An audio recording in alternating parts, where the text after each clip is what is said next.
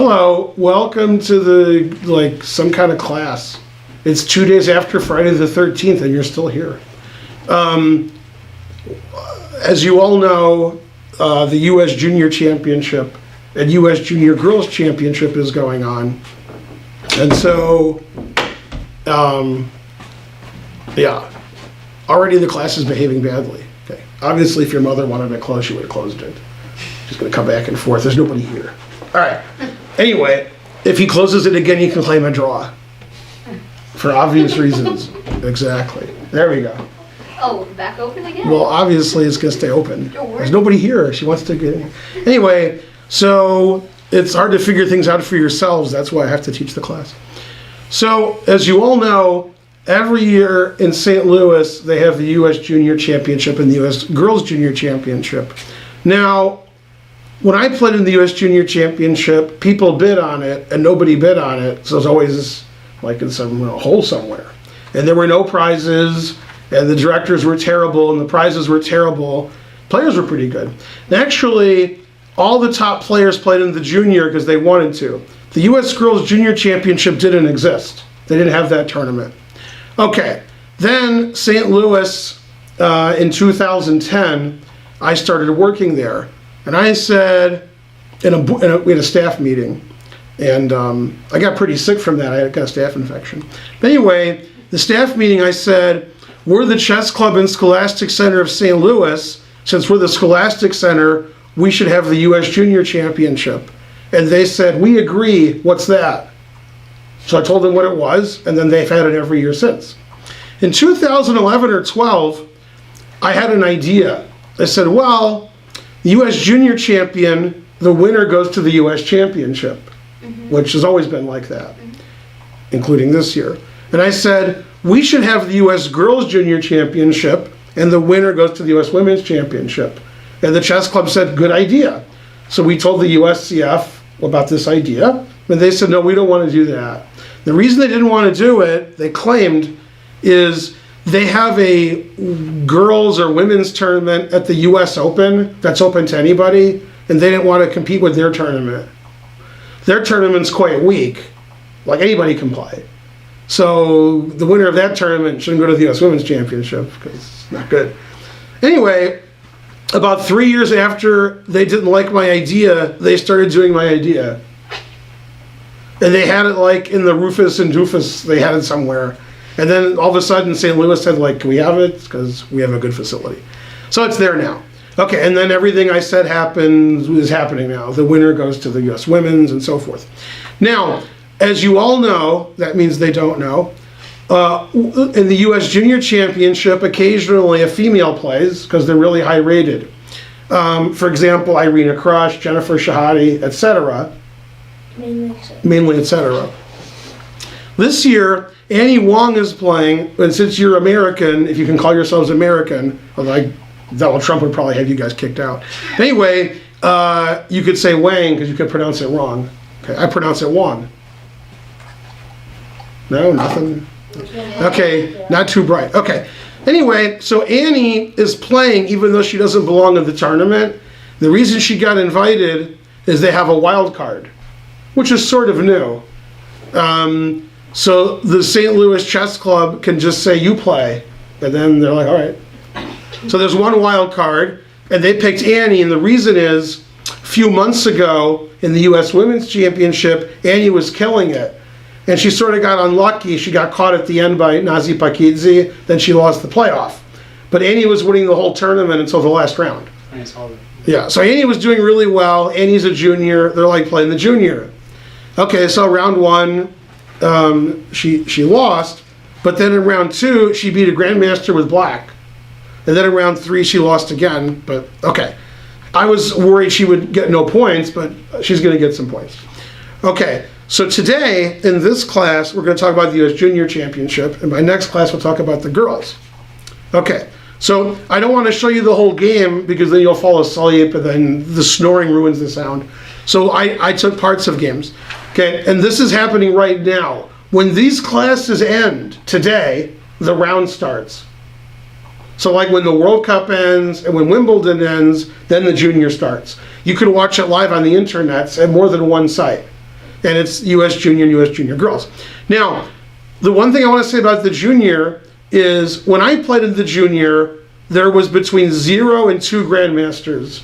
And that's typical, playing in the tournament. Obviously, 10 years after the tournament, there's a lot of grandmasters who did play. For example, when I played, and I played all my juniors between 85 and 90, 84 and 90, and grandmasters, me, Alex Fishbein, Patrick Wolf, Ilya Gurovich, and obviously Stuart Rachel should be a grandmaster. He was the US champion.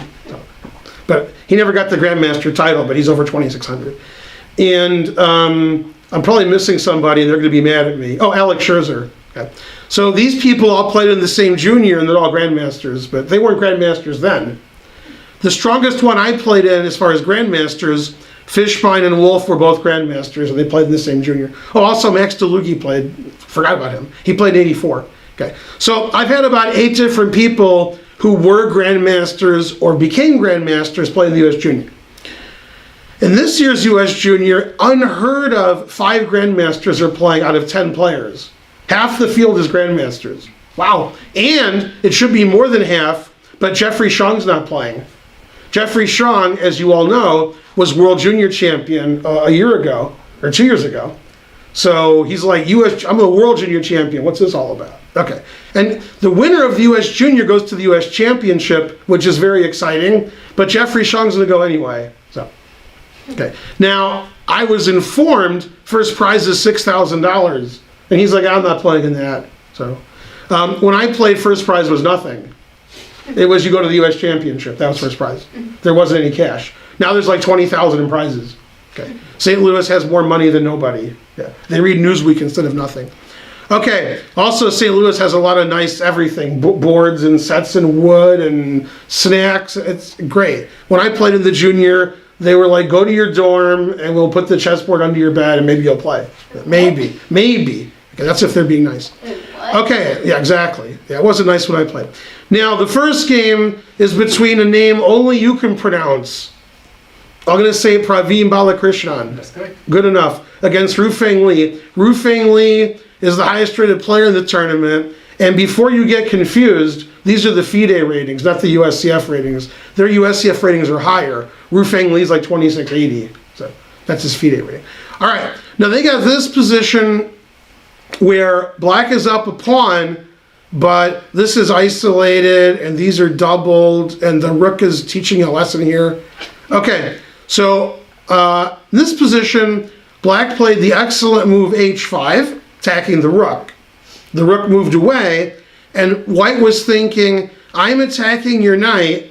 If your knight moves away, I can take either pawn. Oh man, look all those pawns I can take. Okay, and black was thinking, I wish I could play knight e4 check and fork your king and rook, right? Okay, and if he does that, obviously white will take with the knight, because you can't take with the pawn because it's illegal. Okay, now based on all that nonsense I just said, black played an amazing tactic. It's less amazing after you hear my nonsense. Before though, it's amazing. So what did black play?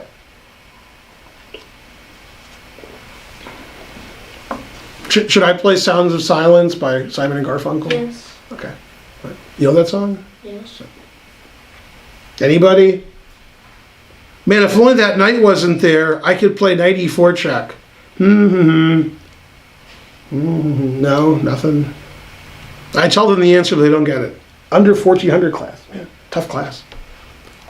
What takes a check? That answer is better than my move. I think I take with the king and you resign, right? Yeah. How about the other move? It's rook takes something else, not check. What takes b3? There you go. Yeah. So obviously the knight is overworked. It's protecting this and this. Now the engine doesn't necessarily like rook takes b3, but these are children, so rook takes b3 is going to be played. Every move is all tactics. They don't play any boring moves. Okay. Well, black's 2 pawns up, and black just took a pawn. White played rook takes d5, just like you would have. And that's called, what is that called? Anybody? Desperado? Yeah, there's a guy who knows his Eagles. Yeah, Desperado. Yeah. I was going to play the Eagles song and get sued. Okay, So he says, well, I can take your rook, and then you would play knight e4 check and take my rook, so I'll get a pawn for it. Also, totally ruins black's pawn structure. So if knight takes rook, white plays knight takes rook, and white has nothing to fear. So black played rook a3. Now black is threatening the pawn and the rook. And black is still a pawn ahead. Okay, the game continued sort of normally. Sort of. Yeah.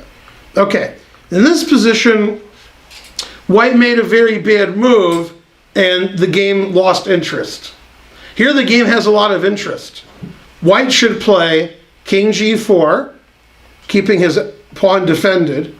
Rook takes h2, and then f4. And it's obvious that white's better because this king can't move, this rook's no good, this rook is defending this pawn, and if I could double on the 7th rank somehow, then you get mated.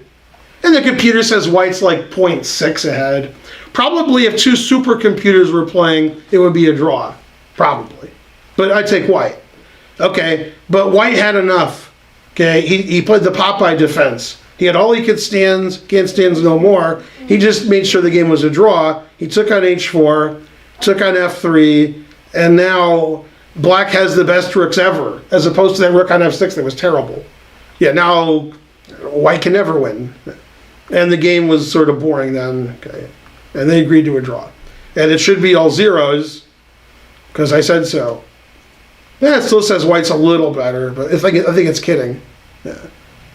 I mean, there's no material on the board. So, all right, there we go. It was just kidding. Yeah. Okay. So that game ended in a draw after lots of crazy tactics. Now, I've said this in many previous lectures, but you guys weren't there. If you just open up a game, and I don't see the names, and it's from the U.S. Junior Championship, or the U.S. Championship, or the Sinkfield Cup, or the World Championship, I can tell you which one it's from. When every move is a crazy tactic, it's from the Junior Championship. When it's like, oh, this game is so boring. Why is Geary playing against himself? Then it's like one of the top tournaments. Yeah, so the junior games are more interesting. And unfortunately, people confuse that with correct chess. For example, every year in St. Louis, they have the U.S. Championship and the U.S. Women's Championship at the same time. Okay? And then the obvious result of that is we have a lot of decisive games because in the Women's Championship, the level of play is lower than in the championship. As the level of play goes down, there's no draws. And I can prove that if you come to one of my chess camps. You come to one of my chess camps, the level of play is as low as possible, and there's no draws. Because every move hangs everything. So it's like I mated you, and I mated you, and then I resign, your flag's down, my flag's down. So everybody wins. Okay, there's no draws. It's not like, oh, we played really well and it's king against king. That doesn't happen. Okay, when it is a draw, it's because somebody's up 30 pieces and they stalemated. Then neither one knows it's stalemates, they keep playing. And then they both lose. Okay, so the Women's Championship, the average rating is about USCF 2380, maybe. And in the US Championship, the average USCF rating is 2680. And when you go to the top tournaments in the world, that's much better. So there's a lot of draws, and the games are more boring. When the games are really interesting, there's less draws. The junior has really interesting games because the players aren't as high rated as the US Championship. Most of them are. And so even though this was a draw, it was really exciting. And in the last round of the tournament, not for you at home, but for you guys, there were 4 decisive games out of 5. And that doesn't happen like at the top tournaments where it's all draws. So these games are good to learn from because there's a lot of errors. Okay, speaking of a lot of errors, all right, so Akshat Chandra, who's a grandmaster, was playing Alex Bian. This is in round 1. Alex Bian, I have no idea why he was invited to the tournament, so I'm going to guess. It's an educated guess. It is my understanding the U.S. Junior Open champion goes to the U.S. Championship the next year. The U.S. Junior Open has a lot of Rufus and Doofus in it. So this guy must have won the U.S. Junior Open, and so he qualified for the U.S. Junior Championship, I guess. Otherwise, he can't play here. Okay, so he's the lowest rated, and he's playing Akshat Chandra, one of the grandmasters and previous champions. And Akshat was completely winning, +4, +5, +6. Then he got into time trouble. Then the game got complicated. This game is complicated. Obviously, White's winning. White has like 300 extra pawns, and they're queening, and White's king is safer, right? Okay, now Black has a rook, so Black should try to checkmate White before White gets like 400 queens. So he played Queen A2 because he wants to do this. Bam! Okay, and Akshat played King G1, and then they repeated. And Akshat's like, I don't want to draw, I want to win. And he's correct. He is winning here, but he didn't play the correct way to win. The correct way to win is actually very difficult. Yeah. So the reason White's winning is that Black's king is open. So actually the winning move is Queen G5, and then we're going to come in here check, and then if King G7, we're going to move our queen and our knight, and we're going to attack the king. And somehow the computer says it's winning. Not sure how, because this looks like Rook F2 is good. So maybe I'm crazy. It could be I'm crazy. I thought Queen G5 was winning. Oh, Queen takes B5. Okay. Then after Rook G2, here, White's winning. Black has no checks because the knight is stopping the checks. And now it's White's turn. White's going to play Queen E8 check, and Knight A6 check, and D7 and D8, and this rook does nothing. So as you can see from the computer, White's completely winning. Now, that's impossible to see. The reason it's impossible to see is funny, is one of the points of Queen G5, other than trying to mate Black, is to actually take the bishop with the queen. It's weird to attack a piece that's already can be captured. In fact, Akshat agreed and he captured it. He's like, yeah, well, I'll just take it. Right. So the winning move is Queen G5. This move does not win. Now actually Black's better. And the reason is White's knight and queen aren't coordinated to attack the Black king, and now Black has a big attack against White's king. White played Knight C3, which is the losing move. The computer says Knight D4 is a draw. That stops Queen E6 check, which happened later, because the knight's in the center. Who would have thunk the knight in the center was good? Oh, anybody would think that. Also, knight on C3, that just attacks the Black queen, which is going to move anyway and mate the White king. So that's not good. And why did he do it? Time trouble. Akshat's always in time trouble. Okay, and I've played Akshat several times, and he's in time trouble a lot. Sometimes more than once in a game. I'm sure he was already in time trouble, and now this is the second time trouble. Obviously, check. King H1 gets mated to Queen G2 mate. Okay, so King H3 is forced. White only has one legal move. Makes it easy to analyze. Okay, and if White's knight was on D4, he would be fine. But since his knight's on C3, Queen E6 check is winning. Now it's obvious that Black's winning here, because even if I don't mate you, I can just take that. That's the end of White's play. Okay, he played King G5. Makes sense. Queen E5 check, H5 check, check. And now unfortunately, White only has one legal move, but it hangs the knight with check. Aw. So both kings were exposed, and when time trouble, it's easy to make the wrong move, and he lost. Naturally, you know, the higher level chess you see with these supercomputer tournaments, I mean, is that interesting? The answer is only if you're Jacob. That's really interesting. Is your name Jacob? No. Then there you go. Okay, so having computers play each other seems to have little points because they don't get in time trouble and blunder. They don't get tired. That's the fun of chess. Is, you know, you tried as hard as you could. Then after 5 hours of perfect play, you blunder and resign. Get more fun than that. Okay. So in this game, Akshat was out of luck. He was Akshat out of luck, right? No? Yeah. Yeah, exactly. Yeah. Okay. Okay. In that game, Alex was being a boss. All right. The next game is Patel, and what is it? Advait? Advait. Yeah. What's that from? What part of India is that? Patel is generally from Gujarat. Yeah? So what does he speak? Gujarati. That's a language? Yeah. Man, you serious? How's do you speak that? No. Does anybody? How about you? No. It's hard to believe you speak anything but English the way you speak. Man, hard to believe. He doesn't know. He's like, do I? All right. All right, so in this position, Patel's white against Annie Wang. Now, Annie got the wild card. She got invited. And actually, she's higher rated than Alex Bian, the guy we just looked at. Okay? And this was round 1, and both sides were winning. That's why we love the junior. It's not perfect play, but, exciting. Look at White's king. Exciting, right? Ooh. Okay, but White has more rooks. So, okay, the computer says it's about equal. It's the kind of equal where it's not going to be a draw. Obviously, Black's threatening queen d4 check.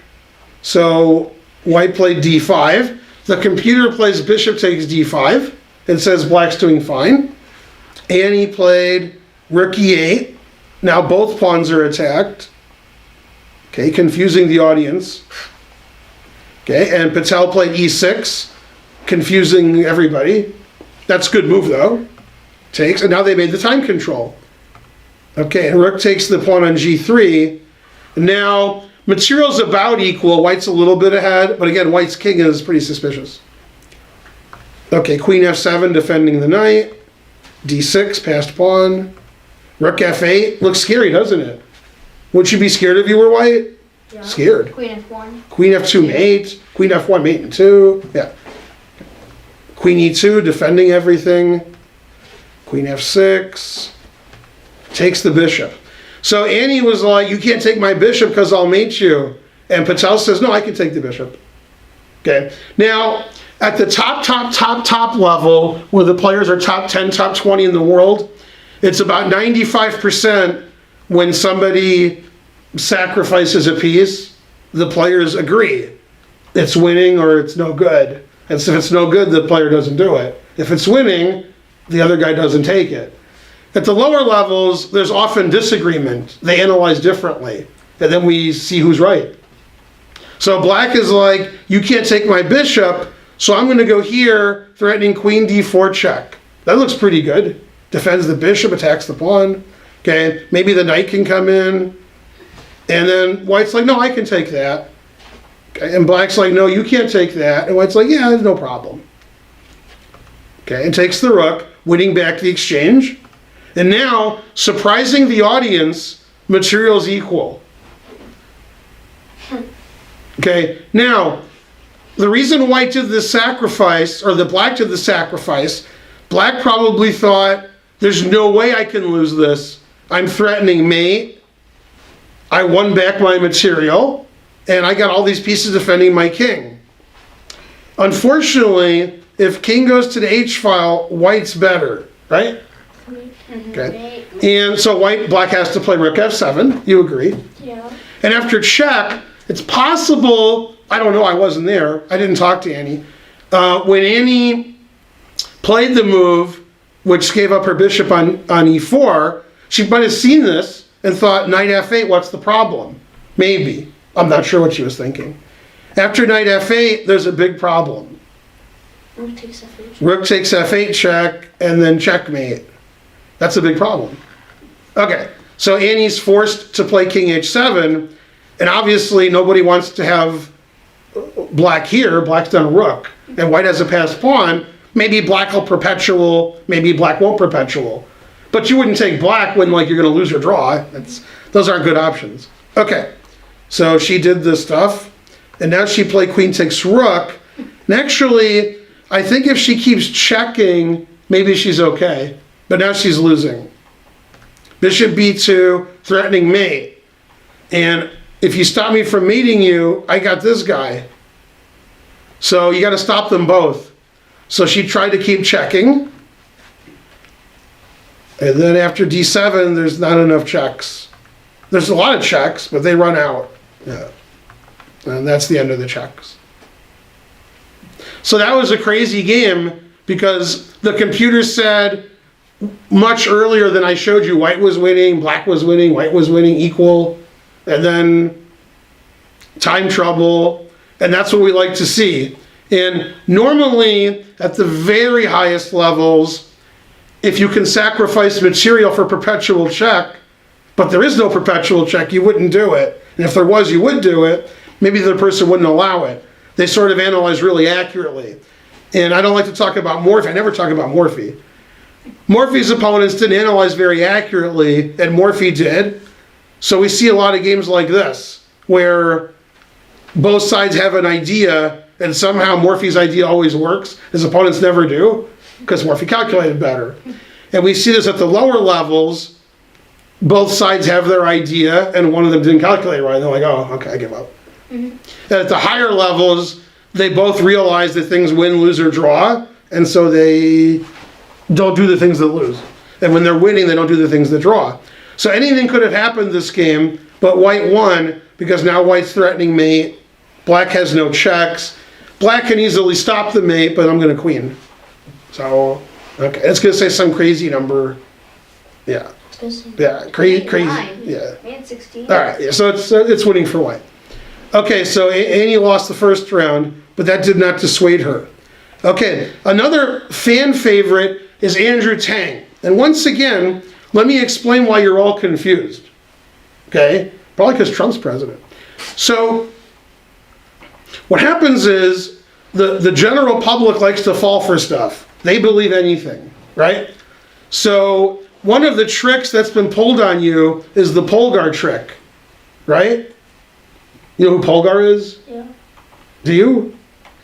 Good, then you're not tricked. Yeah. Okay, you know who Polgar is, but you're probably tricked because he doesn't know who it is. Good job. Ignorance is bliss. Too much ignorance, you gotta watch it. So, there's 3 Polgar sisters. Yeah, one lives in the US, one lives in Israel, and one lives in Hungary. Is she the highest rated ever? Is it one of them? One of them, yeah.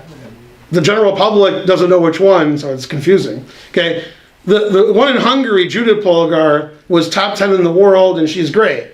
Her sister Susan is like, okay, she's like me. But a lot of people think she's like Judith, so it's confusing. Okay, Andrew Tang has also pulled the wool over the public's eyes. He's not doing it on purpose, just the public's not too bright, right? So people on the internet are like, Andrew Tang, and they like put up signs, Andrew Tang, right? Now you never heard of Andrew Tang, so you're good, right? Exactly. What? Andrew Tang is popular on the internet. He's young, and he likes to play really, really fast. So if he plays 1 minute chess, that means he's tired. He plays 10-second chess, 15-second, 30-second, and 1 minute. And he'll play slower than 1 minute, but that's crazy. Okay, and he's really, really, really, really good. So if he plays 1 minute or 30-second chess with the best players in the world, he might be the favorite. Might be. However, as you can see, his USCF rating and FIDE rating is like mine. Because he's, he plays all right. But he's basically a speed chess internet specialist. If he plays in a real tournament, then people are confused. Because they're like, wait, why isn't he the best player in the world? Because he's like me. So he's all right. He just became a grandmaster. So because of this, Andrew's losing all of his games. These people are actually good, and the time control's slow. That's not fair. Now, Andrew's a good chess player, but he's not a standout. He's like the 5th rated. He's not like, oh, wow, Andrew Tang. All right. So in this position, white played rook a7, and black made a really bad move, but it's the trickiest move ever. So in 1 minute, this move would crush. Good 1 minute move. Play bishop g2. Unfortunately, white has time on his clock, so that doesn't work. Okay? And that's the difference between a really top player and an average player. The average player plays bishop g2 and starts trash talking. The top player realizes that move isn't good and doesn't play it. The obvious idea is king takes and an f3 check. And black's probably winning, probably. But as I've said in my classes before, someday somebody will listen. You don't have to take things. You could not take things. So instead, white counterattacked. White said, well, if my bishop wasn't here, then I could take this, because there's no fork. So white played bishop g4, and now we're threatening the bishop, and now we're threatening rook takes d7, attacking the queen, and those bishops look pretty good. Bishop g4 just wins for white. Probably black didn't see bishop g4, that's my guess. All right, so we can't let him take the bishop, and we can't let him take the pawn, and therefore the computer plays the best move. Shocking. You. Queen Bishop g6. c6. Well, there's a pawn here. Oh, What'd you say? Queen g6. The problem with queen g6 is I play rook takes d7, and I'm threatening rook takes g7. Oh, Yeah, that's the problem. Queen g6 is what I was thinking. And then after rook d7, it said white was better. Yeah, I analyzed that. The computer move is bishop b7, stopping rook d7 and stopping king g2. Yeah, and then it still says white has a big advantage. Maybe bishop b6, I don't know. Okay, he played knight b7, close. He blocked the rook, and then he took the bishop. Then he played queen g6, and I'll bet a lot of money he didn't see white's next move. It's the best move by far. Okay? He probably said, I'm threatening this. And he looked at all the ways white could defend it, except the way white defended it. If you play f3, breaking a very important rule, never play f3. yeah, then black plays rook c2. Then you wish you didn't play f3. h3 runs into h5. Moving the king up looks crazy. Probably because it's crazy. Yeah. But he defended it with the queen, and he made rook c2 not so good. Play queen d1. It's a great move. Now, rook c2 doesn't ever pin the queen to my king, and I defend this, and, well, your knight's attacked.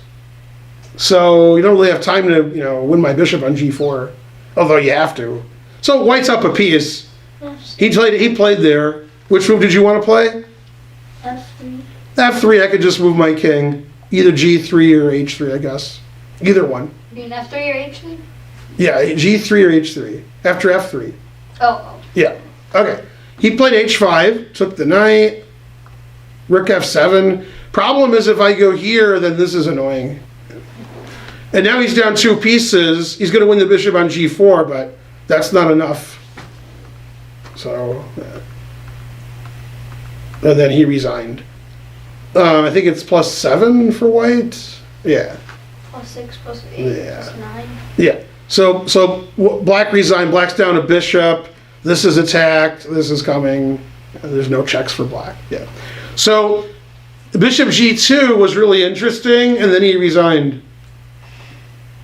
Yeah, that's unfortunate.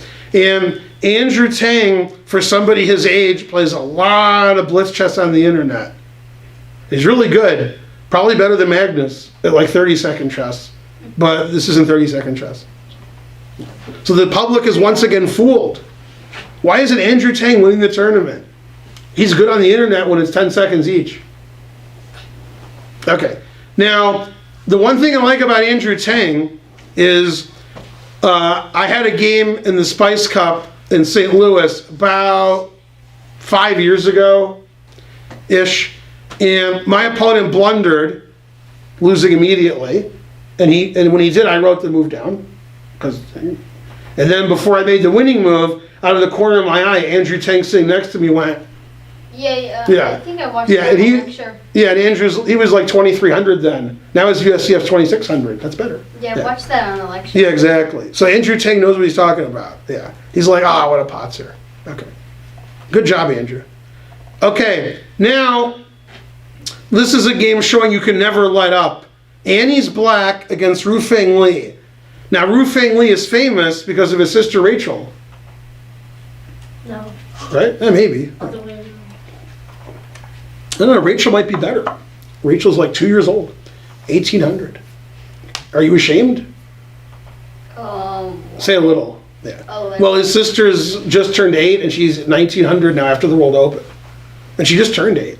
Okay, and he's 2680 USCF. Good family. Okay, ratings are bigger in Texas. All right, so here, Ruifeng, the Grandmaster, is playing Annie, the wild card. And Annie played b5. Now, in this position, Annie started coughing and sneezing, and the arbiter stopped the clock. And what did he say? Be quiet? Ooh, that's a good answer. Better than my answer. Man, his jokes crushed mine. No, he said, Annie, are you okay? Are you okay? Are you okay, Annie? She'd been hit by a smooth criminal. Oh, I don't get it. I don't get it either. Michael Jackson song. Okay. What? The Smooth Criminal by Michael Jackson. Okay, now they get it at home like a couple people did. Okay, he's rolling over in his grave, right? Also, who's Michael Jackson, right? Yeah, exactly. Yeah. Exactly. Aw. Yeah. It's funny, when I taught chess camps, I would threaten the kids who were misbehaving that I would send them to Michael Jackson's house. Then Michael Jackson died, so now what do I do? Send them to Donald Trump's house? Okay, so in this position, it's obvious white's up a pawn and black has nothing. When I turn the engine on, it says white's up a pawn and black has nothing, right? +1. Okay, and the game ended in like 2 moves and black won. Man, harsh. Chess is hard. Okay, now here, white made the fatal mistake. And when I say fatal mistake, it's a small error that lets black equalize. But I make fun of it because you should always play. Don't look at the position, just say my rules. Always play Bishop F1, and white did. And then he forgot about my rule, and he played Bishop G2. This is actually a really bad move. So in this position, white's king is very safe. If white's king wasn't safe, the reason would be the F2 pawn. Okay, queen takes F2, and rook F2, and so forth. 2 triangles. Okay, so the computer makes a queen move that protects F2 and says white's up a pawn. He didn't defend F2, and he opened up his back rank, which turned out to be fatal. Black played queen D2. I wonder why. Okay, and white played queen F3 and said, well, so what? Okay, and he miscalculated. Now here, queen F3 is also a mistake. What should he do? I guess he can play rook E2 and retreat. Okay. Actually, rook 5 E2. Rook where? Rook 5 E2. Yeah, yeah. He played here, and he was like, rook C1, so what? Well, obviously, if it's black's move, black wins immediately. And rook takes rook doesn't make a lot of sense, because after queen takes rook, you play bishop F1. That's losing a lot of tempi. And then there's like bishop C4 and rook D1. So white played the safe move. Rook F1. Rook F1 exclam. That's the only good move. Yeah. And then it's equal, or maybe white's a little better. Maybe. Maybe. Yeah. Although, what do you do after bishop C4? Nobody knows. I know I don't. I do something, because the computer said it was fine. Rook F1, bishop C4. I thought this was fine for white. Maybe. Queen E4. I'm too old for that. Wow, and the idea is, I mate you, you mate me, but I mate you. That's a good song, isn't it? Yeah. Wow, that's queen E4 is amazing. Nobody would see that. And then you get checkmated. And getting checkmated is tough. Bam. I mate you. Wow. All right, so the computer says rook F1 is the best move because of the crazy queen E4. Okay, instead, Ruifeng lost immediately. And again, if his bishop was on F1, none of this would happen. But with the back rank open, ow, he played queen E3. He thought he was the safest player who ever lived.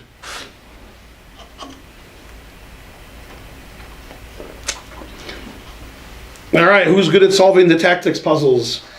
Incorrect. What, you? Yeah. What's the answer? Queen takes E3. Queen takes E3, trading queens? Correct. Now, which way does white take? With the pawn. That's why this is the under 1400 class. Yeah, then you lose your rook on E1, right? The rook. Which one? The legal the one? on E5. The one that's legal. Yeah. Yeah. And now, if you know what rhymes with the bubble up, you know what the right move is. You. Rook 8 D1. Yeah, you double up on the bubble up. Oh. And now white did something you've never heard of. Resign. And he resigned. Let's not resign. Let's try to fight. How? I don't know. I thought you guys wouldn't want to resign. What's that? King F1. But King F1. Man, the truth hurts. C4. Man, the truth hurts. That's not good fighting. Yeah. Man, that was a quick fight.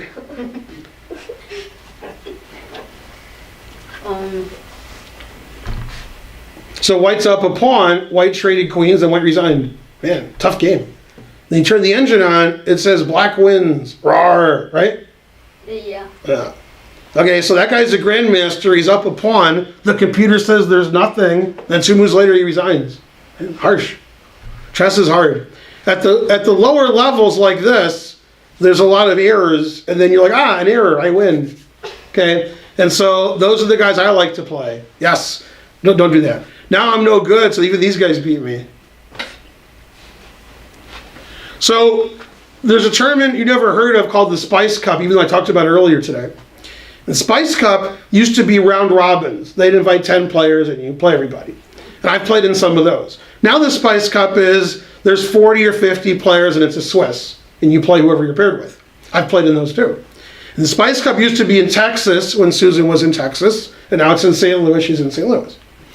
And in one of the Spice Cups, like I've won 2 of them when they were round robins. Like I tied for first, I tied for second, stuff like that. Okay, so I had good tournaments. In one of the Spice Cups, I lost all my games. And it was the same people I've been beating for 30 years. That's when I knew it was over, right? Losing to Brian Smith. That's like singing worse than Bryan Adams. It can't be done, okay? Then I lost to Arena Crush. And then when I lost, and then I was walking in the hallway, Alexander Onishuk said, "How did you do?" And I said, "I lost." He said, "No, how did you really do?" Man, that was +4. I couldn't lose, and I lost. Brian Smith, I hung a piece in the opening. I lost to everybody. And then the next year, I won the tournament. So I don't know what happened that year. But anyway, these people with their, losing blunders all the time, I used to beat them every game. Now they beat me. I blunder before they do. Now I have to lecture to you. I can't play anymore. Man. I drew Peter Giannato's last tournament. It can't be done. Man. I don't know anybody's ever drawn him. I can't believe it. I mean, good job. Okay. Okay, next. John Burke. I drew him once. Now here, you can tell this is a game from the U.S. Junior Championship. Yeah. Yeah. It's crazy like Fox News. All right, everybody's getting mated and queening. So if somebody has a coin, we can flip it to see who wins. Okay, white played, takes the knight. And then black said, whatever, I'm going to get a queen, I don't care. And then he took the pawn with check, and black made a mistake. If black takes the pawn, the computer says, slightly better for black. And black is like, that pawn's not dangerous. Okay, now it's well known in many books, they write, a pawn on the 7th is worth a rook. I believe it's worth more than a rook. So I would take that pawn. He played king f8. Okay. And white said, wow, I like that pawn. And he played bishop e6. Now that pawn's there forever, right? Yeah. And black said, yeah, whatever, you have your pawn. I'm going to check, and I'm going to have a queen. So black has more queens. Whose king is safer? Black. Blacks. Close. White. White's. Yeah, white's king is really safe. Black's king is surrounded by white pieces. White's king is surrounded by nothing. Okay, so black's up a queen, but here comes white. Rook takes queen, bishop takes bishop. See how the rook wants to go over here, but it's illegal? So he took that, now it's legal. Now we have an idea, right? Good idea. Yeah. And he played rook a2. So black promoted to a queen, and then black won white's queen. Man, it's harsh. Yeah, he played here, and he's like, whatever, care about that. Yeah. Notice how he's threatening here. Right? Yeah, no noises. Yeah. I can't do it. Wonder why. Yeah, it just wasn't working for no reason. So you take the queen. No, he resigned. Take the queen, I take back. Bam! Didn't take my bishop yet. You forgot. Queen g7. That's good. I prefer white. Like plus 59 is my guess. 15. No, 59.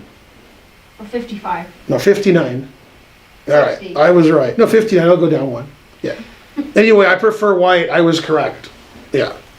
And probably I missed mate or something. I don't know. Yeah. So black resigned, and basically black just didn't take the pawn on f7. If he takes the pawn on f7, and they turn the engine on, it's like fine for black. See? Equal, draw, right? Yeah. And then he doesn't, and then he resigns in 3 moves. That's how these games end at the junior. Oops, I resign. And usually, not always, there's time trouble involved. Most of the players play too slowly, then when they have no time, they blunder. So don't play too slowly, right? They have a lot of time. Archer's like, no problem. I'm not going to play too slowly. So you play in the junior, you won't have this issue. Yeah. All right, Karen on the other hand. Ask for ID. Okay. Okay, and last but not least, but mainly least. Okay, and this was played yesterday. This is Andrew Tang versus Balakrishnan again. Now again, Andrew Tang should win the tournament because he's good on the internet in blitz chess. All right, so Balakrishnan said, don't take my queen. And Tang said, no talking. And he played queen a5. And Andrew Tang said, ooh, that queen's trapped. I'm going to win that queen. Right? Okay. And what he should do is say, my bishop's attacked, and then move his bishop. Then the computer says it's equal. Okay? But Andrew Tang wants to win the queen. And that was his undoing.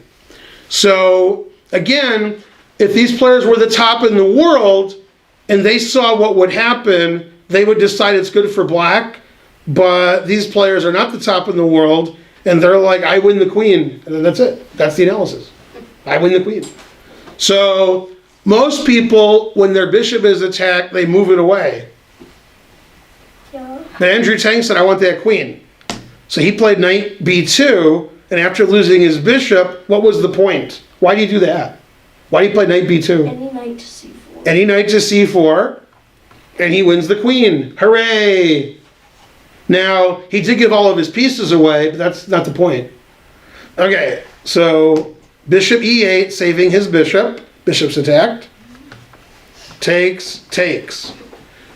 Now notice everything's attacked because I said so. Right? Okay. Now, Joel Benjamin once said, he wasn't talking to me, but I overheard. Also, you're supposed to say, who's Joel Benjamin? Right? Yeah, you don't know who that is. Okay. You got nothing, right? No. Yeah, and you probably, no, you either. Okay. Joel Benjamin's played in 28 U.S. championships, and he's been top 10 in the U.S. for 25 years, and now he's not, because now he's old. Yeah. So over 50, he's one of the top. Yeah. Okay. And Joel plays less chess now because he's old and he has a family. Terrible. Okay. And Joel once said, 3 pieces always beat a queen, especially when one's a rook. And here one isn't a rook. It's just 3 pieces. So here, 3 pieces for a queen. With nothing else going on, 3 is more than 1. And nothing else is going on. It's not like white has mate or white's taking 5 pawns. It's just normal position. Although white's rook is hanging. So, okay. So he moved his rook. And it's 3 pieces for a rook, or for a queen. And this is just terrible for white. That queen is extra bad. Now another secret, which you don't know, most grandmasters believe if one side has 2 queens, and the other side has a queen, rook, and bishop. You got that? The queen, rook, and bishop is better. The 2 queens, like, they don't coordinate well. 3 pieces better than 2 pieces, right? So this is sort of similar here. White has a queen. What's that queen going to do? I don't know. Right. Black has a lot of pieces. So nobody wants white here. But he wanted white because he wants to have a queen. And then his queen didn't do anything because the queen can't do anything. Now, if you could promote a pawn, or you could have a mating attack, or you could fork black's pieces, okay. But how can white do any of that? White can't do any of that. And white's rooks aren't so good either. All right, so they just kept playing chess, and black got his pieces good. And he's like, wow, look at my pieces. I have pieces. Yeah, he kept taking pawns. Terrible. to 5. Yeah. Well, I mean, White can't do anything, so the truth hurts. And there's a pass pawn too. Yep. And then here you just resigned because they made the time control. It's move 41, and you'll be surprised. You're like, well, Ben said 3 pieces is better than a queen, and Black has 2 extra pawns. So you're like, all right, plus 3. Plus 50. Yeah, no, not 50, but it gets pretty high if you let it sit. You guys don't really let it sit. You're like, it says this, oh, it says this, what says this? You should just let it sit. And when this number gets to like 33, then you have a good idea what it is. Yeah. But it gets really high because White can't do anything. Black has a passed pawn, and White's going to get checkmated. The bishop's going to come in here. Terrible. Yeah. Anyway, bad judgment from Tang. Not really unusual, but again, if you're playing a lot of 1 minute and 30-second chess, this keen tactical eye he has, where he traps your queen, that's pretty good. People trapping your queen in 1 minute chess, that's bad. But in a slow game, you can figure out the tactics, then that's less good, and now it's more important to have good opening prep and have good positional understanding. Unimportant in 1 minute. Not important at all. You play h4 in 1 minute, that's the end of the opening prep, right? And then positional chess, doesn't matter. You're up a queen, you're up a knight, you're up a rook. It's not like 40 positional moves and you have a slight advantage. That doesn't matter. So the things that make Andrew Tang good at 1 minute don't apply in this tournament. So he goes from being top 10 in the world to online blitz and bullet to being like the 6th best junior in some tournament because it's different. There's no mouse. Right? You can't click fold. Yeah, exactly. Yeah, and in poker, a lot of the best players came from online, then they play in real life, and they want to fold. They're like, where's the fold button? That's actually look at their cards and throw them away. They're like, what? I want to push a button. Fold. Yeah, exactly. It's the same in chess. Like a lot of the chess players who play online 24 hours a day, they're playing in real life, and they're like, where's the resign button? Like actually resign in real life? What? I gotta actually say I resign? Terrible. Yeah. So Andrew Tang's a very strong player. He's just not a world-class player like he is on the internet. He's like, he's a good junior player. And people like Praveen Balakrishnan, who I've heard of, but you haven't, he's, playing chess in real life and trying to get better. I've seen him at tournaments, pretty good. And unfortunately, some people get caught up in the world of blitz chess, like Andrew and like Nakamura, and their slow chess doesn't go anywhere. And it seems to me when Nakamura was somewhere between 18 and 23 years old, he should have said, well, online chess is fun, now let's become world chess champion. And instead he said, online chess is fun, let's do that 24 hours a day. So a lot of times when Hikaru's playing in these super duper GM tournaments, at 3 in the morning, he's playing like 1 minute on chess.com. And what's funny is, he did some funny thing. He won the Paris part of the Grand Chess Tour.